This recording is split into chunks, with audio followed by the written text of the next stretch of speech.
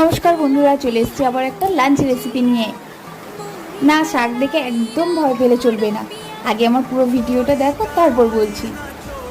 আজকে আমাদের লাঞ্চে ছিল এই শাক চচ্চড়ি আর উচ্ছে সিদ্ধ, আর তার সাথে ছিল ঝিঙে আলু মাছের ঝোল।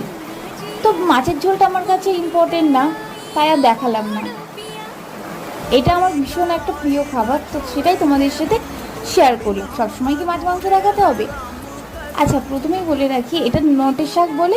তো আগের দিন নটের শাক ভাজা করেছিলাম, তো তার কিছু ডাঁটি পাতা সহ রেখে দিয়েছিলাম, সেটাই আজকে আলু দিয়ে শাক চচ্চড়ি করেছি। ভীষণ ভালো লাগে এটা আমার খেতে, আমি প্রায় এভাবে বানাই।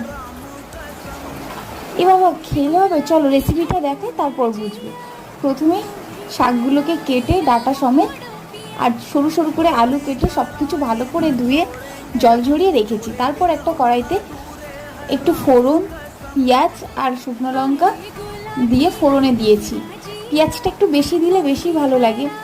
তারপর ওই জল ঝরানো শাকটা দিয়ে নুন হলুদ দিয়ে কিছুক্ষণ নেড়ে চেড়ে অল্প একটু জল দিয়ে ঢাকা দিয়েছি, ঢাকা চাপা। ঢাকা খুলে জলটা শুকিয়ে গেলে, ভালো করে চচ্চড়ি শেপ এসে গেলে ব্যাস নেড়ে চেড়ে একটু মিষ্টি দিয়ে নামিয়ে নিলেই রেডি। এতে কোনো মশলা কোনো কিছু পড়বে না, এটা এমনি একটা আলাদা খেতে লাগে। আমি জানি না কেন এটা আমার এত পছন্দের,